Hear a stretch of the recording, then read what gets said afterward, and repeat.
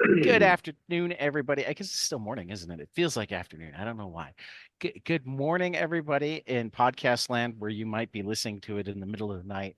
Welcome back to 22 Panels, where my guest today is Dennis Hopeless Hallam, hopeless on the comic books. He tried Hallam for a while, and it seems to only work for his day job because, you know, that's the way it works sometimes. Uh, I feel like John Mellencamp had that problem too for a number of years. So I mean, And you're in you know, interesting company. my mother is a John Mellencamp, John Cougar Mellencamp, however you want to look at it, super fan. So I Hmm. should have known that. I should have known that confusing that was going to be a thing. Uh, Does she but still call him Johnny Cougar? no, she calls him Mellencamp. She just says Okay. she for a while. I don't think she does it anymore, but she was an official photographer for the fan club. So Oh she would wow. go and get like press pass tickets to stand in the photography pit and Okay. take pictures. My mother has photographs from 30 years of Mellencamp all over her house. Okay. See, I had no idea that that was going to go that way. See, Right? see, this is why you just say it. You just say it. See what happens. So you have. I mean, I've always loved your work. When my wife asked me if I wanted a Spider-Man, Spider-Woman figure, I immediately thought of you and went yes. Reread Sea of Stars this morning, but I reached out this time because of your new Comixology original. She's running on fumes, which is fantastic. Thank you. It's a little bit of a departure for you in terms of what I've read, at least. I don't think you've done anything as grounded in reality.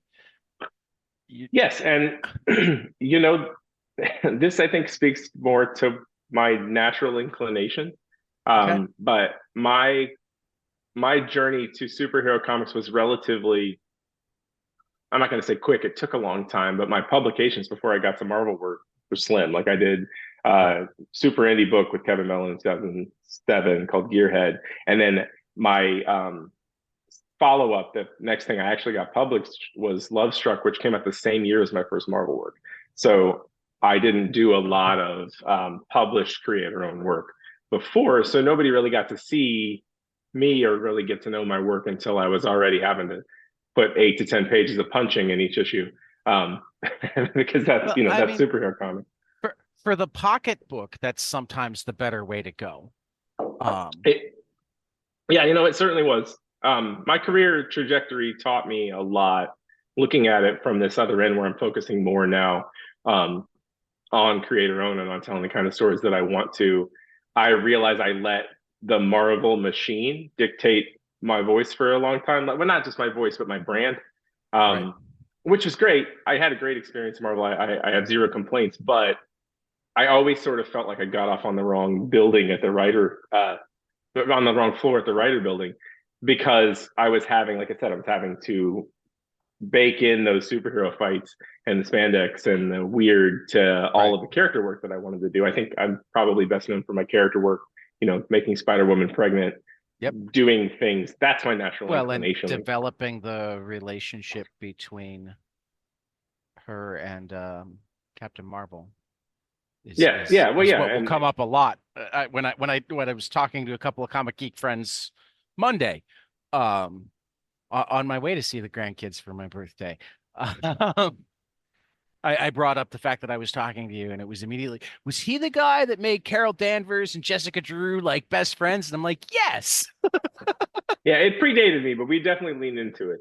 So yeah, I have always tried to, and oddly accidentally put a lot of autobiographical stuff in my books because I want it to feel relatable. I mean, Okay. regardless of what I'm writing, whether I'm writing a monster apocalypse like I did in Hard Eyes, or yeah, like a Spider Woman book Which it where occurs she's to me we should hit Hard Eyes too, because the last time you were on, I think was right before it released, wasn't it? yeah, yeah, yeah. Either We talked that or, about that. or the Yeah, first issue, and I have now read it all and adored it. I just thank you. managed to have it slip my brain this week, and I didn't reread it.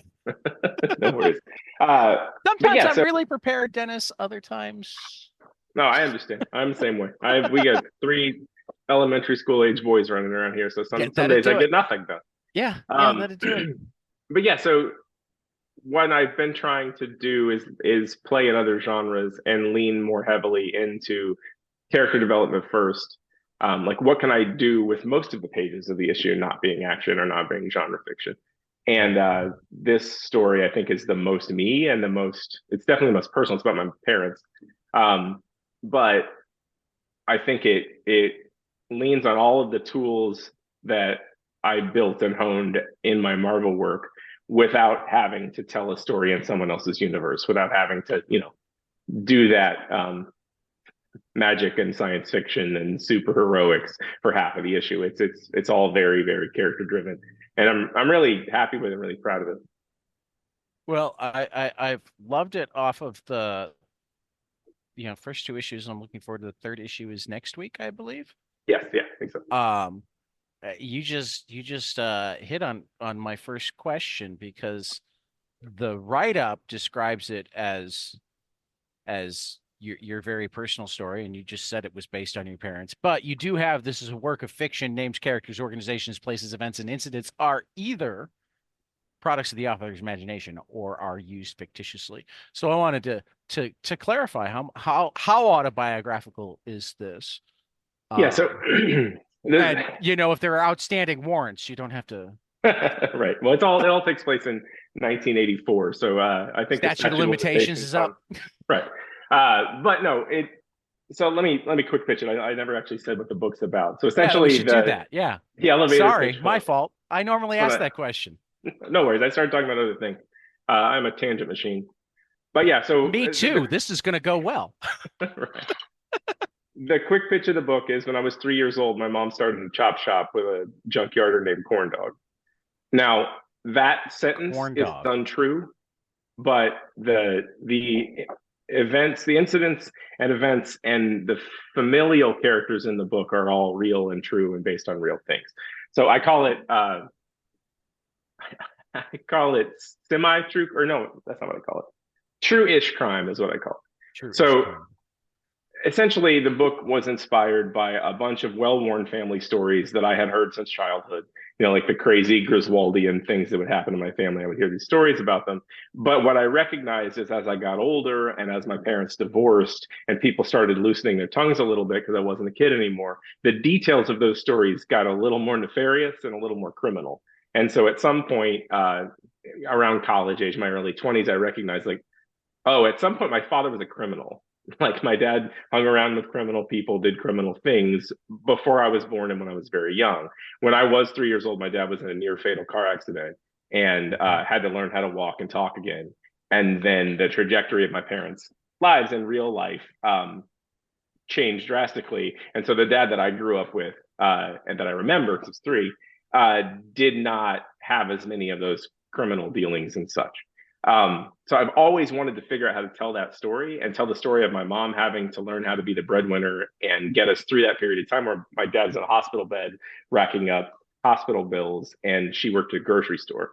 I've always thought that was interesting. I never knew how to make a comic out of it because the reality of that situation is a little more drawn out Right. and there's fun, interesting details. There's not a lot for an artist to work with.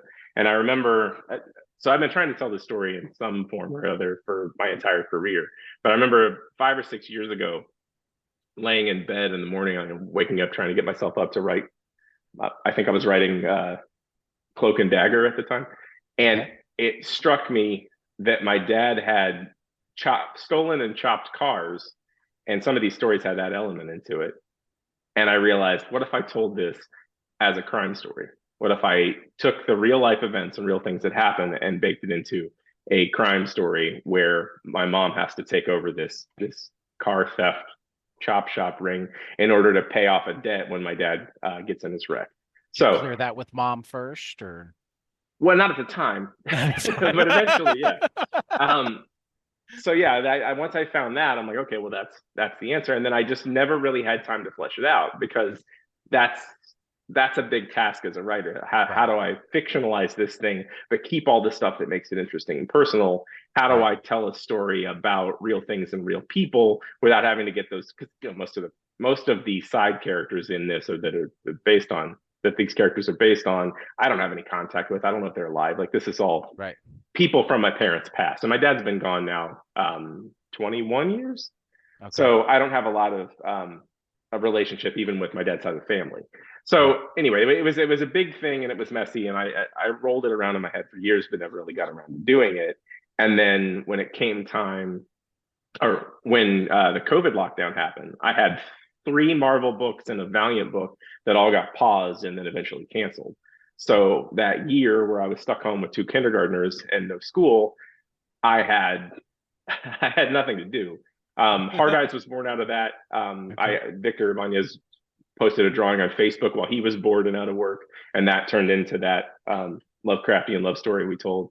And then I actually finally had time to sit down and figure out She's Running, and that's when I started to my original pitch for this was like very backstory heavy and all about the real stuff that had happened. And I'd show it to my friends and they'd be like, well, yeah, but what's the crime story? Like, you're telling us all of what happened leading up to the inciting incident. Like, what's the rest?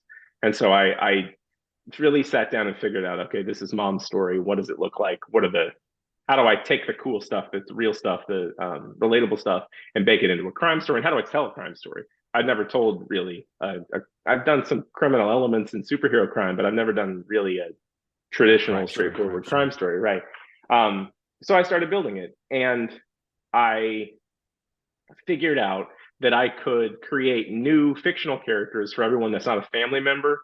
And so, like, all of the side characters and background characters in the book are based on real people, but a lot of times it's two or three people that I mash together into Right. one, Right. Right. or like nicknames of people that my dad mentioned that I took, but they're that person and that nickname aren't the same. So it's essentially it's fictional enough to be totally legally safe, and I'm not incriminating anyone. I'm not suggesting that these events happen or real, but the characters, the family characters, myself and my sister and my mom and my dad are real and based on real things. There's a lot of stuff that really happened. But the things in this that seem the most outlandish are the stuff that really happened.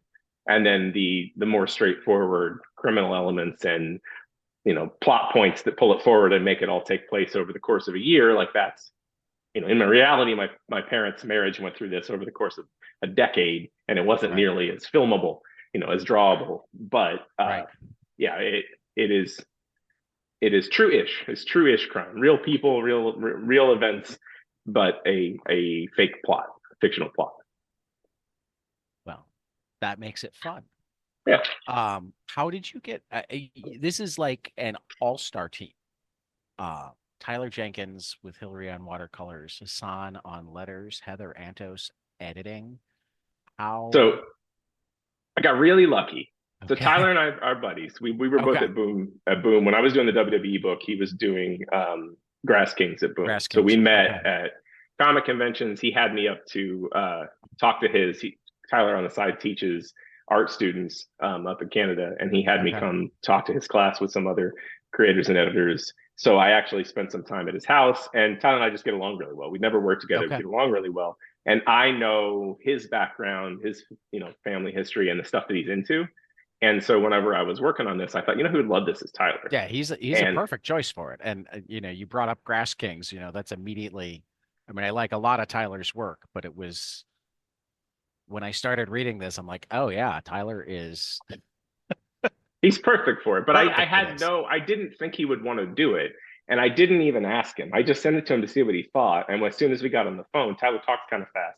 And he was like, so did you send me this because you knew I would love it or because I'm the perfect person to draw it? And that was the conversation. Like, he was already in Nice. before, Nice. before we pitched it and before I even asked. So I said, absolutely, yes. Like, how much, like, what do you need? Let me go find it. We ended up getting a really good budget from Comicsology, which is what allowed us to do it and to get Hillary to come on for watercolors, which Hillary's like Tyler's art is perfect for this. Hillary's watercolors are perfect for this. It gives Yeah. it that sun baked, everything's 20 years old and rusting look that you need for Hmm. poverty stricken Southern Missouri in 1984. Right. By the way, all that stuff still looks the same now. It's just 30 years more Unfortunately, sun baked and yes. rusty. But yeah, they were awesome. And then I had just worked with Haas and Heather on Exo Manowar at Valiant, Okay. and I wanted Heather on board because I love talking story with Heather. I love her notes. Oh, She's Heather's really amazing. great at keeping the trains running. Yeah. And I just wanted that other person that I could talk to other than Tyler about the story and back and forth. And we'd had a really good working relationship. So she came on board. And Haas, we don't talk enough about letters, but I have my dialogue style and my back and forth and my weird sound effects are sometimes hard to make readable. And Haas gets it. Like he just understands how to make my too many words on a page work and fit and look perfect. And so as soon as I saw the first handful of pages of Exo Manowar when we started working, it's like, oh, I gotta write this guy's contact information down because that's who I Yeah. want letter in my book. Yeah. No, So yeah, I got really lucky. Haas is amazing. Haas was the first of now 4 letterers that we've had on 22 panels because we get how important letterers are. Yeah. Um, and they're the lucky ones that get to see the finished product first. Right. It's like Yeah. as soon as they lay in the letters, it's like they've got it. I'm so jealous of that aspect of their job. Right. And he does. I love his different balloons. I love his sound effects. I mean, you do. I mean, Heather is amazing. I only met her recently, but I'm blown away. And everybody I know who's ever worked with her is equally blown away. Um, and yeah, that I mean, now I feel like I'm babbling as I look at the pages, but having just talked to you about it, I'm seeing even more how perfect Tyler is. Hillary's almost always perfect for Tyler in terms of Yeah. the colors, you know, and I'm seeing the little things that Haas did, you know, a wrinkle here, slightly different text there, etc. Yeah. He's really great at making the letters live within the page. Yeah. So, what I mean, because the only thing that frustrates me about Comixology originals is that they don't seem to get the press that I would love them to get. I mean, what kind of reaction have you seen so far? So my day job, like what I started doing when the pandemic hit and my workload as a writer went down and I started to realize how burnout I had been. I started really diving deep into digital marketing because I recognized, like I Okay. said earlier, I'd let the Marvel marketing machine had kind of directed my brand and my career for a while. And I realized the friends of mine that were most able to deal with the pandemic were the ones that had strong branding. Like they had done a really good job of marketing themselves and they knew what to do to let people know about their work. And so I leaned in that direction. I started working. A childhood friend of mine owns a digital marketing company. He brought me in to do some stuff to produce a podcast and do some different things. So I started learning how to put together real promotion and real digital marketing and like a strategy and a plan before a book's released that allows you to know what to do. And I was able to do, and knowing that Comixology is a digital product and therefore you're not going to get retailer pushes until the trade comes out there, and then there's some negative connotation. Also around the time that we were signing our contract is when they switched over to when they started Essentially, changing Kindle. from the old app and moving Right. it to Kindle, which The pissed a lot of the people the off, right? brilliant app in favor of Kindle, which isn't a bad app, but they killed so many great functions that were actually pretty much all about selling more comics, which is Right. why I didn't get it. It's like you're killing your own sales. You know, And so my experience at Comixology has been nothing but positive, but they went right, through a lot of turnover. So right. Chip brought me in and then he was gone and then we've gone through some turnover there just because they're changing things. But what Yeah. that told me is, okay, I need to figure out the promotional tactic on this. I need to figure out a way to sell this. It's also a non-traditional book that I think a lot of people who wouldn't normally necessarily read a comic book or go into a comic book store would like. Yeah. So I built a I mean, whole if you mark it right, this is a bookstore book.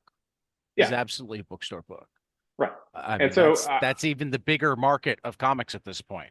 I right. mean, people at Marvel and DC hate to hear that, but it's true.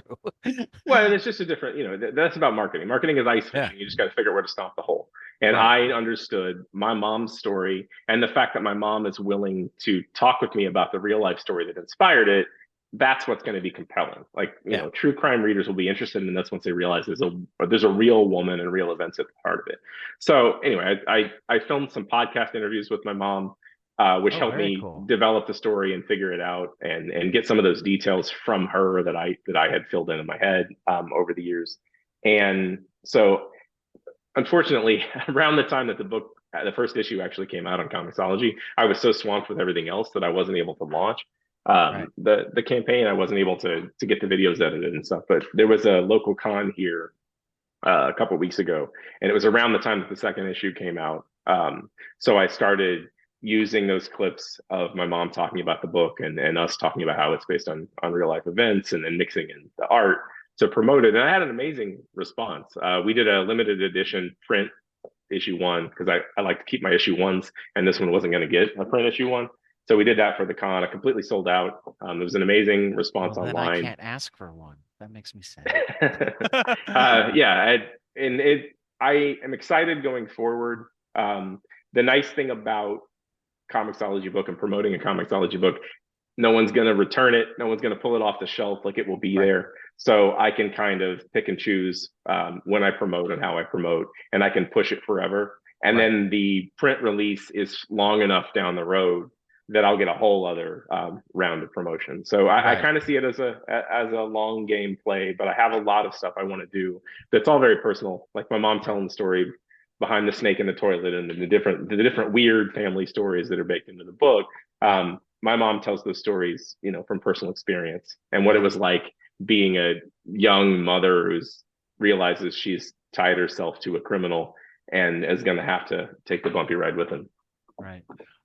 So I think you kind of answered this question uh, tangentially, but with comiXology books, sometimes they go straight to trade, sometimes they get single issue releases. Do you have a plan, a preference, a publisher yet? So we had a plan, and then we were a little bit late turning the book in, which caused us to over Dominoes. well, we overlapped the contract renegotiation with Dark Horse. So originally we were going to be Dark Horse original. It was going to come out this summer, or Dark Horse Okay. print of Comixology original, and then they renegotiated their contract. So that is all now in flux. I presume, based on the response from everybody at Comixology, um, and everyone that's read the book, that we will, yeah, down the road we will be getting a Comixology original Dark Horse treatment Okay. trade paperback. If that doesn't happen, there'll be a print edition of some kind somewhere Okay. down the road. That's just it's kind of gray area right now. Okay. But you're thinking trade paperback because I know Yeah. particularly with Scott Snyder books, but I think with a couple of the others, they've actually done sometimes double issues rather than single, but they've done issue releases before the trade paperback, which can sometimes be cool too. Yeah, and I would be down for anything. I'm a Yeah. comics guy. I like singles, but as long as it's in print and people that don't understand how to read comics on digitally Or I can mean, get it. for me, it's I mean, running out of space. Exactly. Yeah, yeah, yeah. But if I love it, it's like, yeah, I read it digitally. I want to hold it. I want to be able to put it in other people's hands. I Right. want to be able to lend it. I want to be able to give it as a Christmas present, that sort of thing. Yeah. Um, When I like having the physical property product because I don't do as many cons anymore, but I like meeting fans and people that like me for other things and then talking to them. I like my oh Spider Woman yeah. fans would love this book. Yeah, And so I want to have a nice product that I can put in absolutely. people's hands down the road. But what's funny about it is my mom has had access to all of the PDFs of all of the issues for a year. Like, it's Mhm. been done a while, but she can figure out how to go and pay for it as the issues come out on Amazon, and then it pops up. But she can't figure out how to get the PDFs on her iPad. So she just reads it as it comes out. I keep telling her, Mom, that just that they're that all there. that sounds like a I was listening to Andy Weir talk not long after the Martian had blown up. and Right. he'd been writing that for free on his website, and people are like, can there be a Kindle version? He's like, well, I would, but they won't let you have a price of less than 99 cents. And they're like, we don't care, we know how to use that. Yeah. We'll pay $1. Yeah. And that's well, and my mom's an IT manager. It's like she couldn't figure it out. She Right, just that's easy. She can right, do that. And I right, promote it. She's like, oh, and she goes and reads the issue. right. But like they've been in your email for 6 months, mom. For 6 months. Hey, at least she reads them. Yeah. I mean, And uh, it is possible. My mother's a very kind person who doesn't ever want to. It's possible that it is emotionally overwhelming to read these things, and she right. doesn't want to sit down and read the whole damn thing in one go. That's possible. But I was even gonna say, there's a remarkable number of comics people that can't get their friends into family into comics to save their lives. It's like, Right. yeah, that's a nice thing you do. Um, there was a great story from Dennis Kitchen yesterday about how his wife and the I think vice or president in charge of publishing at Kitchen Sink at the time was shanghaied onto a panel, even though she desperately didn't want to be, because she didn't care about comics at all. She was the VP because it was the family business, and she wound up making feathers or making waves when they asked, so how'd you become the VP of a comic publisher? She's like, I slept my way to the top. Yeah, but yeah, this book is interesting because of for that reason. People that normally are very proud of me and will, talk about how I work at Marvel, but have zero interest in superheroes, like family members and friends, have reached out to try to get this one, like because it is so obviously more. I mean, not Right. mainstream in the comic sense, but it's a mainstream, story genre, and it's got that personal connection. I've like lots of family members. I had an uncle that I hadn't seen in 35 years come to the con and buy the issue one from me. Oh, And he told wow. me, your dad was my hero. And so I'm like, oh, okay. I don't know if you want to read this now. Right. Um, but yeah, it's been interesting to see how people who aren't traditional comic book fans are Well, connecting with the and idea. I mean, as a educator, as a comic nut, um, I always love that sort of thing, that sort of story, because there's nothing I hate more than hearing somebody say, I don't like comics. You can say I don't like superheroes. You can say Right. I don't like horror stories. Who says I don't like prose? Who Right. who says I don't like moving pictures? They Right. say I don't like reality TV or I don't like horror movies. They Right. say I'm really not a fiction person. I only like nonfiction. Well, if you like nonfiction books, try a nonfiction comic.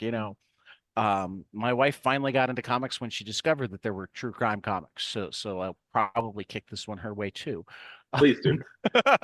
Yeah. And when, my watching my kids learn how to read and then realize that there's a kind of book where the pictures tell the story and they can finish it in an afternoon or finish it in an hour, a whole trade paperback.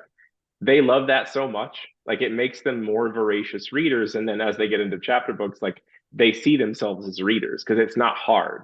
Like I think it's a gateway drug to fiction of any kind in a way Well, that we I don't really mean, appreciate. you may or may not have realized that you just paraphrased Art Spiegelman, who has long held that comics are a gateway drug to literacy. Um, I'll toss out the research again as an educator and comic evangelist. They use more unique words. They use higher lexile words. It's actually very true that comics can help you read better, but reading doesn't necessarily help you read comics better. Comics use both sides of your brain. They're an active, participatory experience. Um, so yeah, you should feel very happy that your kids are loving comics, and if they don't get into chapbooks, that's okay because there's a good comic for them Right. anyway. No, it's really interesting. They all. One of my sons. I have two 9-year-olds, and my girlfriend has a 7-year-old, and one of them is really into manga. He's reading.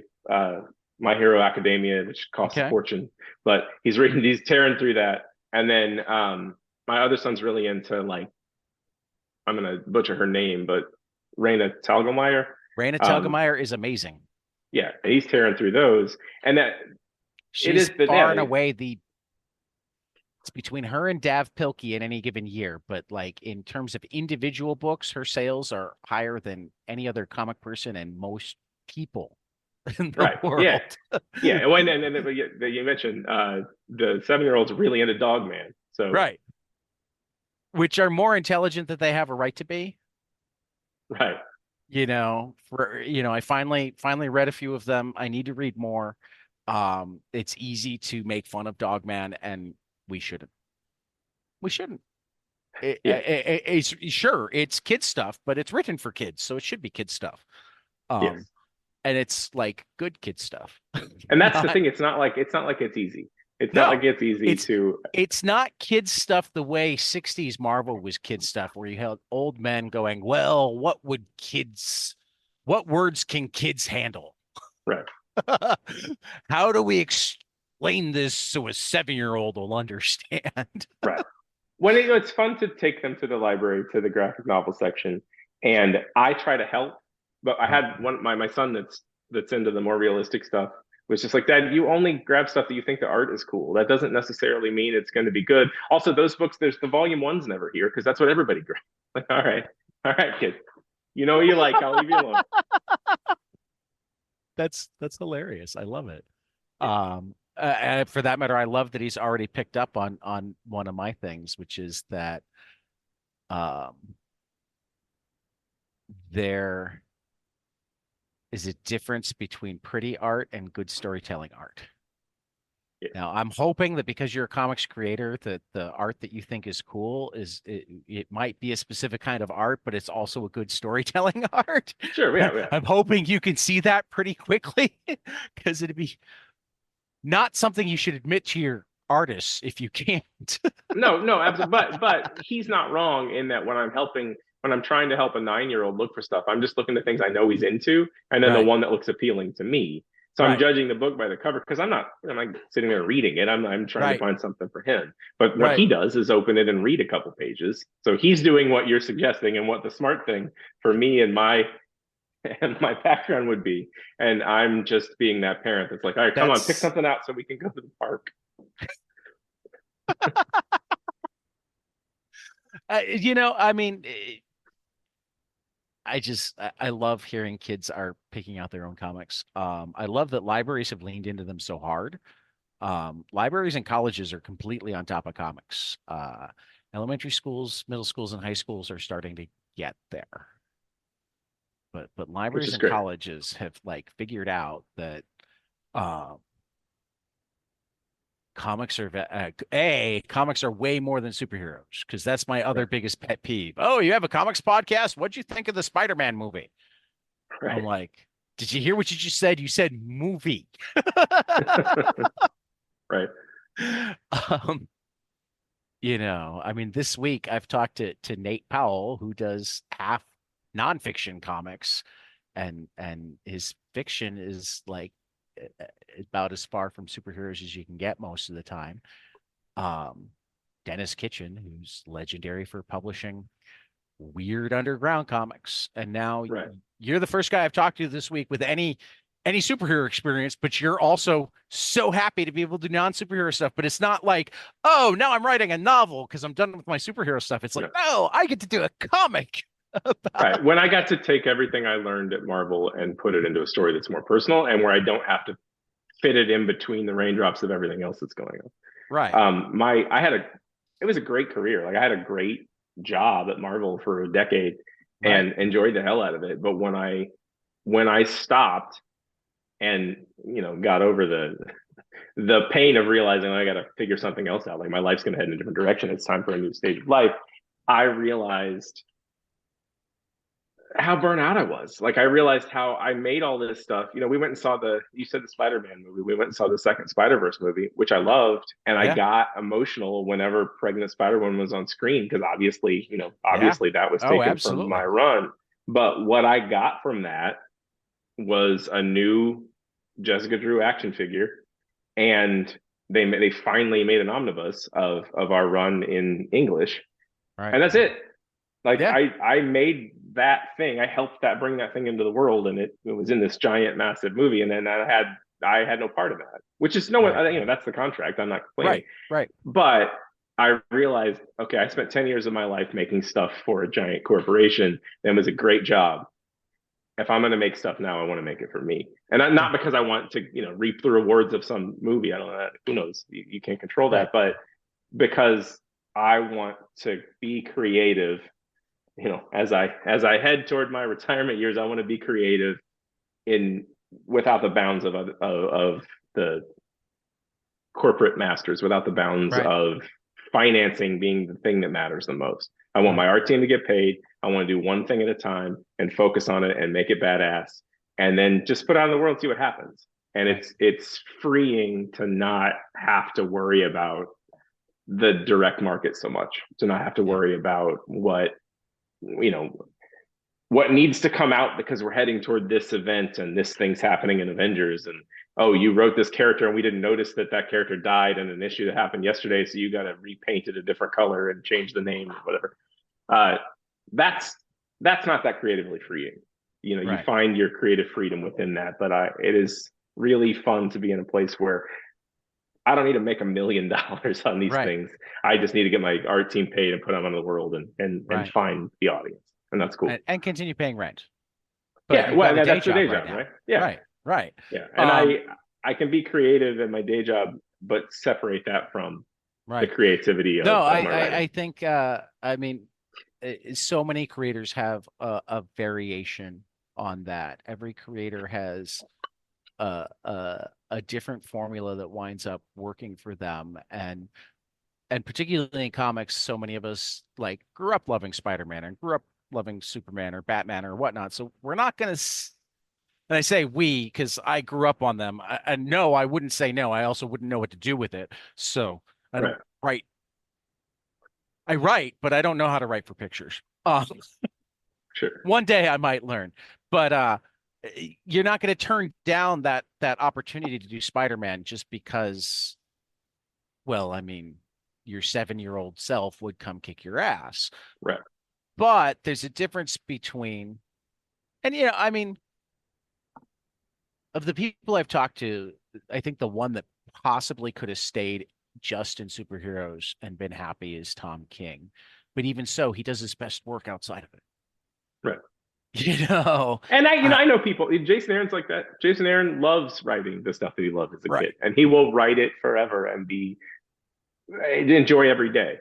Uh, And I but started to enjoy it less, and not because I wouldn't enjoy it. Like, it's not like I won't take a superhero job, but right, because I was doing it consistently. And I'm not Colin Bunn. I'm not super prolific. Like, I can't right, write that fast. So I was filling all of my plate with the same kinds of things for 10 years. And that's a right. really long time to write the Yeah, same kind of story over and over. And yeah, I didn't realize until I was forced to take a break, oh, I don't love this as much as I used to, and it's because I'm right. burnt out. And so it's been really nice to just focus on one thing at a time. It's weird. Yeah, It's weird to not have three things on the shelf every month, but it's been really nice to take my time and slow down and write at my pace instead of writing at Marvel's pace, which is a breakneck pace. oh yeah, yeah. Well, and that's the other thing that's different. I mean, um, some people, I mean, you've chosen the route of actually finding. You actually are probably the rarest route. I've seen it once or twice of like finding the day job to continue making comics, but the comics that you want, rather than always trying to, what's more common is, okay, I'll studio a Marvel book, but I'm not going to be exclusive, or Right. I'm going to do 5 books at once, or 2 books and work on a TV show, or whatever, because I don't want to go back to the day job. So it's interesting to me that you were able to be self-reflective enough to go, I want to be able to do one creative project at a time. And if that means that I go work during the day, then I go work during the day. Uh, Well, and the thing is, day jobs have changed. I don't have to go anywhere. I can still okay. be here to pick my kids up from school at 3. what I'm doing is becoming a master of digital marketing, which is how we sell things in the modern world and how we talk to the audience and how we get the things in people's hands. So I'm building a skill set that can be useful for the same thing. And I'm not creatively exhausted at the end of the day. So if I want to do something personal, if I want to write another story that's super personal like she's running, it won't take me 6 years to get the thing scripted because I'm not so exhausted from writing Cloak and Dagger or Exo Manowar at the end of the day that I don't have I don't have an hour to put into this thing. Like Right. I am able to do it not as a hobby, but as a like a side hustle that isn't the same thing that I'm doing all day every Right. day. And it's Right. I, I see it as both. It's emotionally freeing. It's healthier for me. I Yeah. the grind and the chase and the constant hamster wheel of superhero comics was exhausting for me. Right. Um, I I loved parts of it, and I cherish the memories of it. And Spider Woman will always be one of the most proudest moments of my creative life. But it was exhausting. And I Yeah. saw Stevie Sobolski came to our local con here in Kansas City, and he came up and asked me what I was doing and do I still talk to people at Marvel? And I was just like, no, man, I just talked to him about what's going on with him. Like, I don't need anything from you. Like, I don't have to. I don't. I like people that I worked with at Marvel as people. I don't need to check in every 6 months and make sure they remember I exist. Like, that part of my life is not. It's over, and it's great. Right. It's Yeah. great to not need those No, I mean, people. I'm noticing that you seem more relaxed than even the last time I talked to you, Yeah, where you were already away from Marvel and you were working on Hard Eyes and whatnot, so I mean, whatever. And as both as a special ed teacher, as a bipolar, high functioning autistic person, etc. I mental health is like a huge thing to me. I love it when we get talking mental health. I like to hear about decision, people making choices and going, yeah, yes, this is important to me.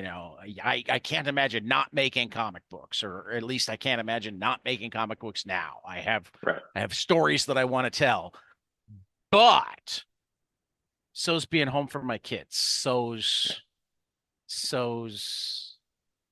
not having to work on 5 books at once, not having to figure out what's going on over in the X-Men universe because I want to use one of their characters for one page.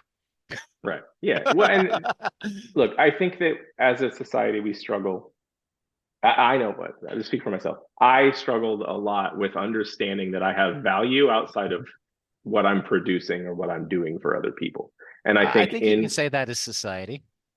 in comic books, there's this a tiny version of that in comic book community and the superhero community where what you did for the fans lately or what you did for the big two lately is what determines your value or your worth as a creative. And that is a temporary job. Like Yeah, even Chris Claremont got shown the door at some point. Like right. the world moves on and superhero comics transition, and eventually you're not the new hotness anymore. And we're all going to be either shown the door or find the door on our own at some point. And so the idea that we're not valuable as people obviously but also as creatives outside of that or beyond that or once you're through that, I would imagine, I don't know Ed Brubaker well, but he's more creatively satisfied being a once or twice a year crime writer than he was when he Well, was trying to be. he's written and talked about the fact that it was I think what was it? My Heroes Have Always Been Junkies was kind of their pandemic book, and they decided to do the hardcover one shot rather than do single issues. And when it sold as well as a number one normally sold, they went, let's try this again. Right. And then it sold as well as a number, and they went, wait a minute. So our sales are the same when we drop a big hardcover as when we Right. drop a number one? You mean we don't have to come up with a way to split a story into 8 parts that each have their own beginning, middle, and end? Let's do that for a while, Sean. Right. And they are super fortunate in that they have Right. a massive fan base and they can make a good living doing that. But just creatively, Oh yeah, just yeah. be able to try things and do Yeah. things your own way. That I remember when around the time that he was transitioning to that, I listened to an interview about it. This is going to be horribly paraphrased because it's a decade or more old.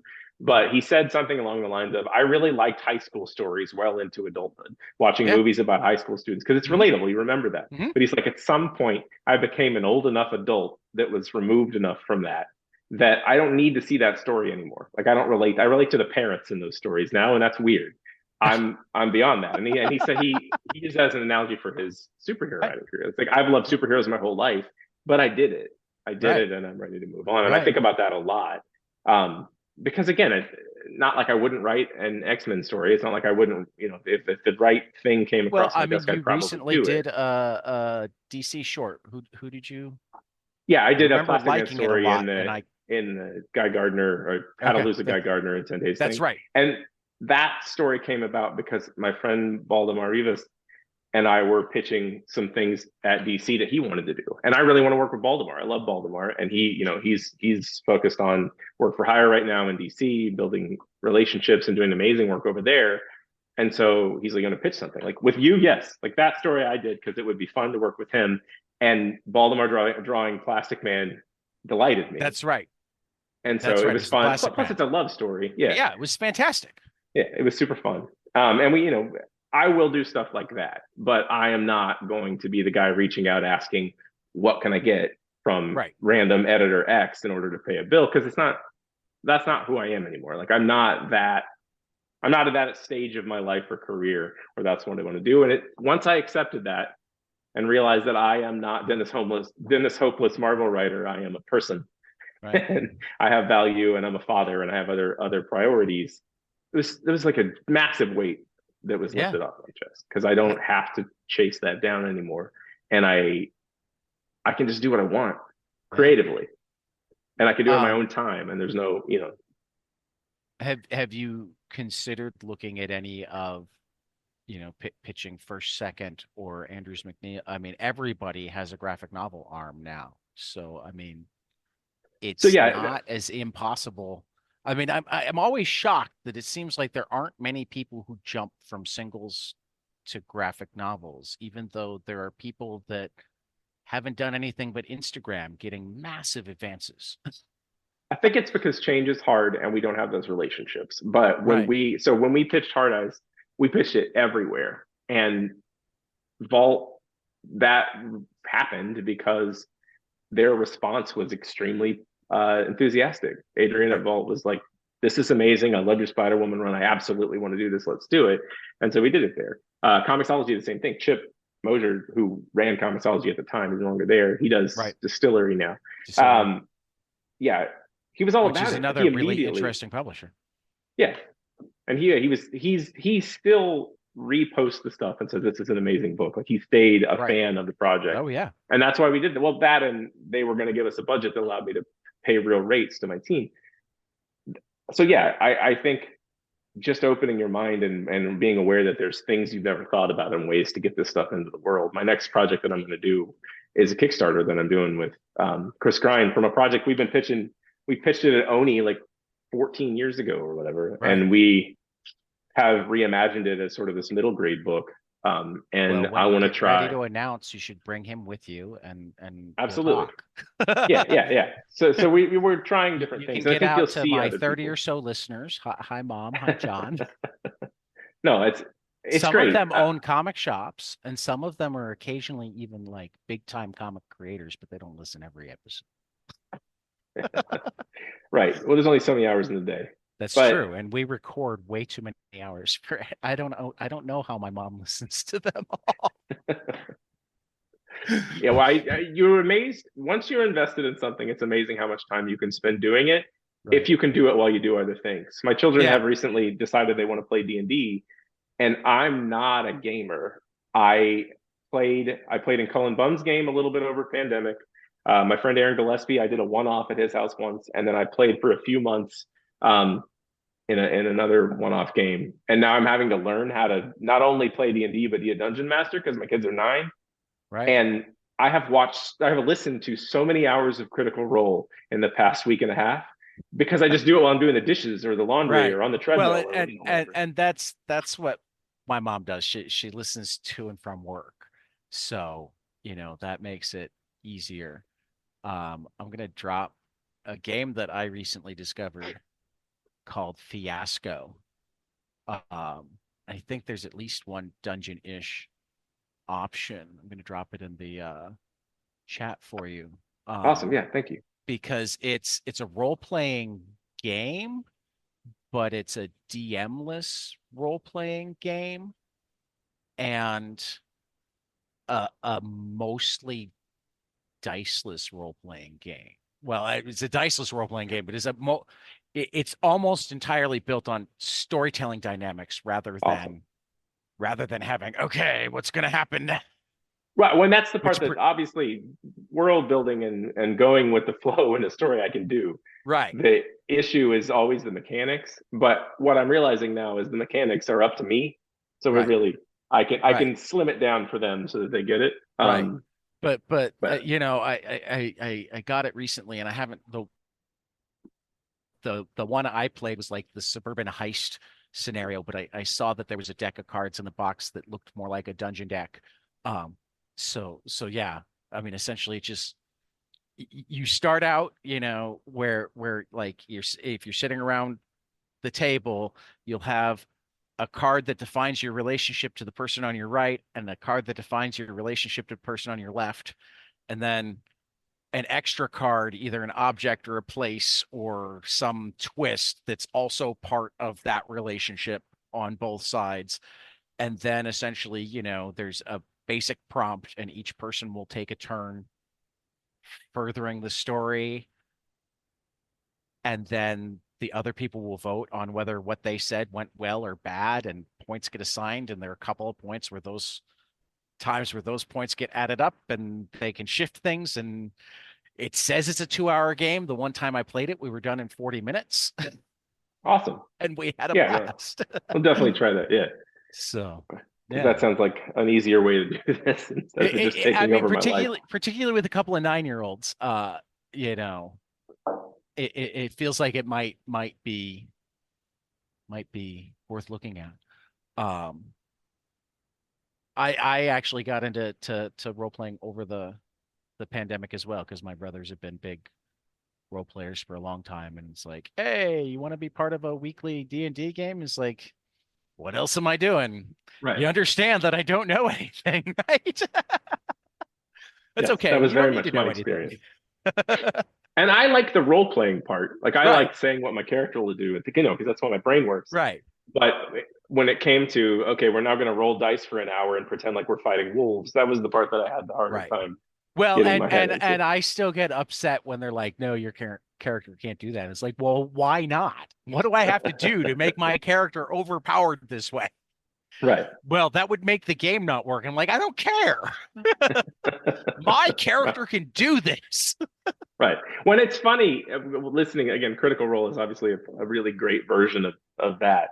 But whenever they all start rolling poorly, it Right. does feel like it's broken. Like, Yeah. okay, the bad guy is not killing them, and Right. you're gonna have to be creative to figure out a way out of this just Right. because they're rolling the dice poorly. Right. But that's because I'm thinking as a writer and Right. I want to Right. move the scene on. I'm done with the scene. I'm ready to move No, on. I remember one game that I wound up frustrating everybody immensely because like in the first day that we were playing, we hit this scene where there were these wolves tied up, and they weren't really what we were. It was supposed to be advantageous to us that they were tied up, and Right. we could go around them. But for whatever reason, I decided that my character felt bad for them and wanted to feed them and become their friends. So my brother made me roll a what animal whatever check. Right. Yeah. Um, and I rolled a nat 20. He's like, oh, fuck. I mean, I could hear him. He's like, well, they're nice to you. And so, and he got really frustrated because, like, when we were journeying and we would run into like the random attacks on the road, he had like the chart where he'd roll the dice and it'd tell us what we were being attacked by, Right. and he kept rolling wolves. He's like, oh no, no, no, no, no, because Tad's gonna think that everybody else is gonna want to be beating the wolves up, and Tad's gonna be saying, "They're our friends." No, I'm like, That's hey, great. That's what my character would do. My character made friends with one wolf, so he believes that he can make friends with any wolf. Right. It makes sense. If the rest of the group can't adapt to that, that's their problem. No, I love that. That's the best part. The randomization that breaks it is the best part because then Right. everybody's on their toes, right? Right. So I hope that I hope that you enjoy that with your kids. That sounds We like will a see. We're trying it. I and finally got the minis painted and the map is almost done and everything is ready to go.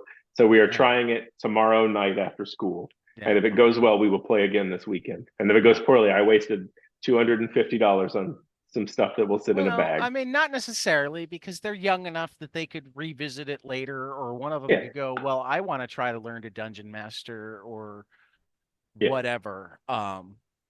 But I think it would actually be a really cool thing if it wound up being something that you have to report back to me on whether it worked, because yeah. that would be No, a cool bonding thing. And it would probably, I mean, one of the coolest things I ever heard on my show. Um, I'm good friends with Chris Cantwell, and he's a massive Star Trek geek. So when Heather called him to do the Star Trek writing, um, he was like completely on board, and I was like, shit, now I need to learn about Star Trek. But I went, oh, wait a minute, I know how to do this. We'll do an episode. We'll have Chris and Jackson and Colin come on as professors. I got Chris Condon, who knows Star Trek, and a friend of mine who knows Star Trek. They were the actual professors, and I was the guy who's like, who's Benjamin Sisko? that's Um, amazing. it was a great episode. We had a blast. But what stands out to me is apparently like the genesis of the whole thing that they did was a Star Trek role-playing game that Jackson and Colin had done like 10 years ago and just Amazing. loved it, and like it had stuck in their heads, and when they got the opportunity pitches like we should do this. Yeah, So that's no, that's awesome. enjoy That's the beautiful. storytelling aspects. I will. um Yeah. It's funny you say Benjamin Sisko. Kyle Strom and I, he's a good friend of mine, and we're both really big Star Trek Deep Space Nine nerds. okay. My girlfriend she likes nerdy fiction, If you're and not she's like a reading Lord of the Rings Cantwell's fan. Defiant, you should. No, I need to catch up on comics in general. But Yeah. absolutely, I anyway.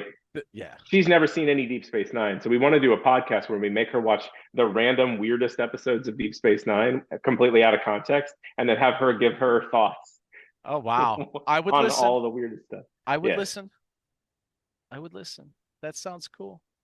Um, I'm slowly getting more into the lore. Because just I mean, just like comics, when you got a friend that's passionate about something, it's hard not to have it lead some. As a yeah, child, I was the star. I was apparently the new generation of kids don't have this problem, but when I was a kid, it was either Star Wars or Star Trek, and ne'er the two shall meet. right. And I was on the Star Wars.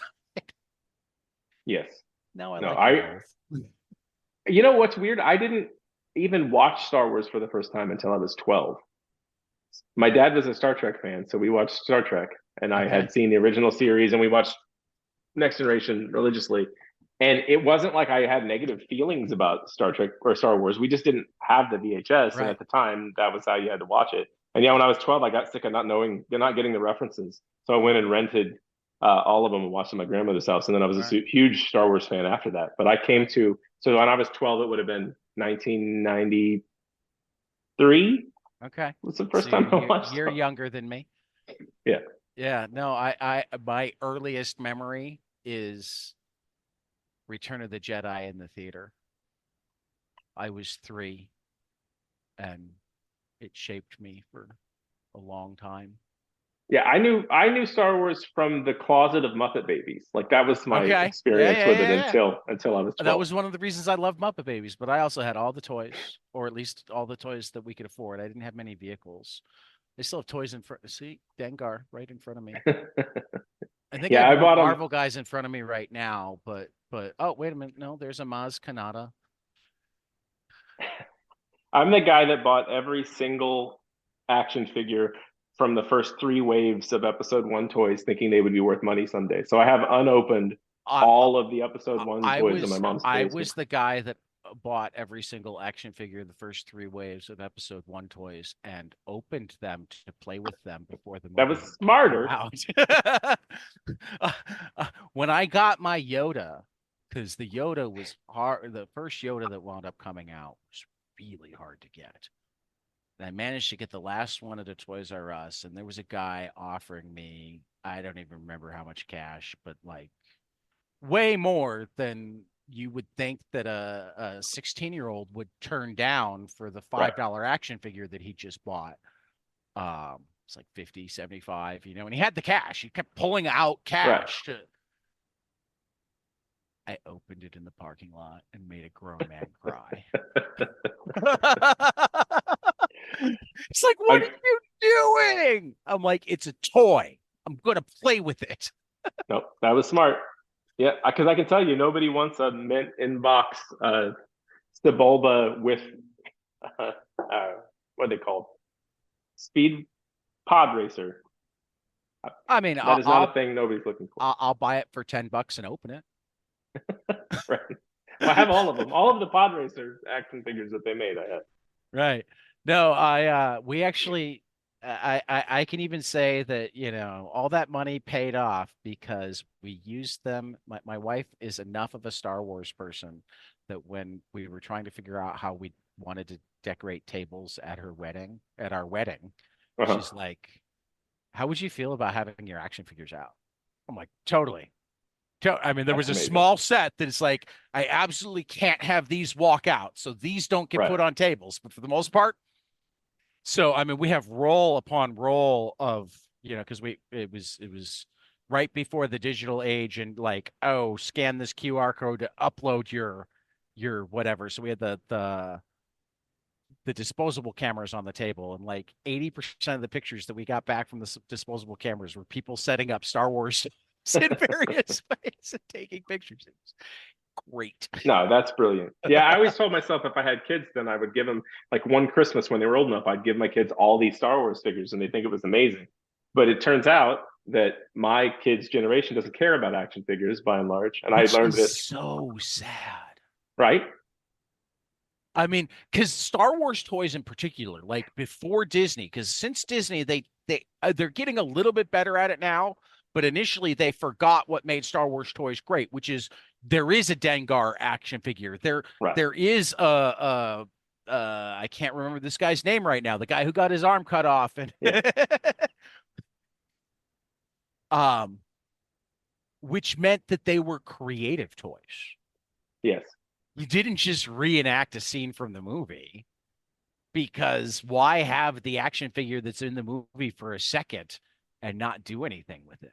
You made up Star Wars stories. I Yeah. had a friend that he and I would spend entire weekends taking over half of his house doing epic Star Wars Yeah. things.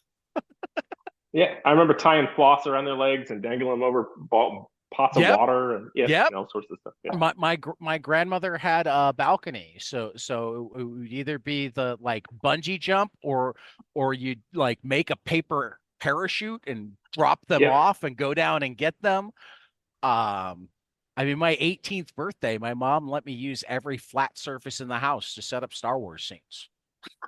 Yeah. Nope. I did the same thing. But yeah, my kids, they like role playing toys. They like when they can be the character and Well, they and make all that's cool sorts of too. stuff for that. Yeah. Yeah, and that was something that we didn't have as much of. Right. And I So, think that's a difference, right? If they can right, have a lightsaber that's their size and fight each other with it, that's more right, fun than banging two figures right, together. But right.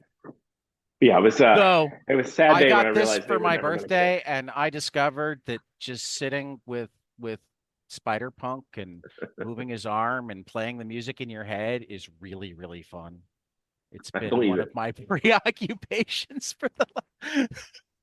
I was with my grandkids and a couple other kids, and they're like, "Can we see it?" I'm like, "No, I'm playing with it. I brought my toy to dinner for me to play with. If you wanted a toy to play with at dinner, you should have brought it yourself."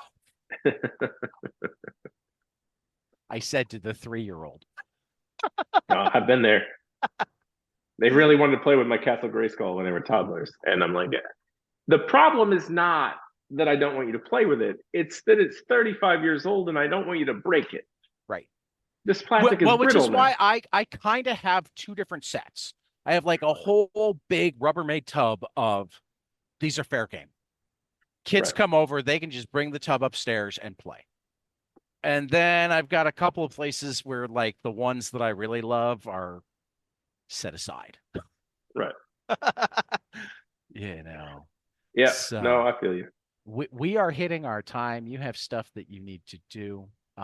Dennis, is always a blast. Definitely look me up when you're ready to launch that Kickstarter. I'd love to We'll do. talk again.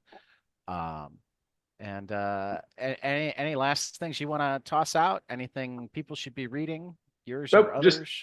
she's running on fumes. Go check it out. Definitely. The It's third issue amazing. comes out next week, I think. I think Yeah. April So it's 2nd out is what it monthly. says right now. Yeah. Go So it's read out Hard monthly on Eyes. We Comicsology. didn't wind up talking about Hard Eyes. I pulled it up to look at it again. Hard Eyes was amazing. I really enjoyed it. Yeah, Um, it's a Lovecraftian post-apocalyptic love story about a manic pixie nightmare. yeah, I mean, I say this about pretty much everybody on a regular basis. If you liked Dennis's Spider Woman, if you like any writers or artists work at Marvel or DC, and you see them do a creator owned, go pick it up. It's almost always as good or I mean, if you like them already, you're gonna like them when they're writing, drawing for themselves. Um, Almost exclusively. It Yeah, it almost is. never happens the other way around. It is all. It is Um, usually us unshackled on some level, unleashed to some right, degree, depending on how tight the leash was. But yeah, right. agreed. Well, and just I think there's if nothing else, I think there's a different kind of pressure. You have the pressure of you the success of it will affect how much you get paid, but you don't have the pressure of I'm writing Spider Woman, but Bendis just wrote Spider Woman. Right. You know, I'm writing Daredevil, but Frank Miller made Daredevil amazing. Right. Yeah. You Well, don't have to worry about anybody comparing it to anything yes. except your own work. I mean, there You reaches a also don't point have to where it's worry like about. Sorry, go ahead. I said there reaches a point where when you've done enough of it, it's like, well, I like this, but not as much as Saga. Right. I mean, Yeah. I don't And know how Brian Vaughn's gonna what's Fiona Staples gonna do next. that's a great problem to have. But It yeah, I'm is. sure that is It a thing. is. It's the But Beatles problem. the other thing is like I remember thinking it was weird when I would listen before I started writing for Marvel, and I would listen to early podcasts of creators talking, and they would say they don't read the next iteration of the character Yeah, after they did it, and that always seemed weird to that's me really because common. we're fans of that. But it's because in order to do a good job, you have to write it like it's yours, and it isn't. And so this thing like Spider Woman, I gave 3 years of my life to, and it's my Right. favorite thing. And I'm sure the stuff that came afterward is great. The great creators worked on it, but I don't give a shit. Also, I know the Right. first thing they're going to do is jettison everything interesting I did in order to make it their own and do something else with it because that's the job. Uh, Right. you don't have to do that in creator own. In creator own, Right. like I can pick up any of these things and they will be right where I left them. We could do Right. another Hard Eye series in 5 years and no one will have touched it Right. because it's ours, and that is freeing in and of itself. Or if they have, it's because they did so with your blessing.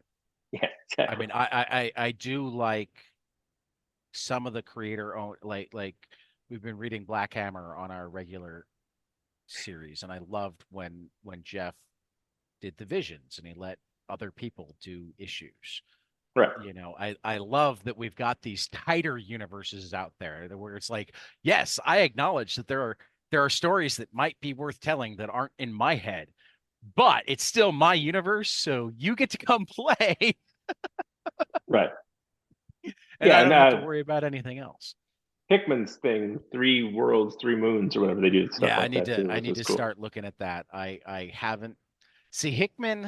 I love Hickman, but he's so dense. So he's one Yes. of the Substacks that I haven't paid for yet because it's like I don't think I have to binge him because if I try to do a monthly when I go back, it's like I have no idea what happened. I have Right. to I Yeah. have to I have to go back and start over. So I figure, at the beginning of some summer, I'll pay for Three Moons, Three Worlds, and I'll just start at the beginning and start doing everything. Yeah. Um, because he's got a lot of cool creators there. Yes, absolutely. Yeah, I that mean, definitely the business plan there was to just make cool shit with cool people, which is right. awesome. I love that we're seeing more of that. I love that, I mean, we hear a lot of talk about how there are people playing for IP and whatnot, but I think I think we're reaching a point where new comics publishers aren't really. They've seen how badly that worked for Aftershock. They've Yeah. seen Scout now implode.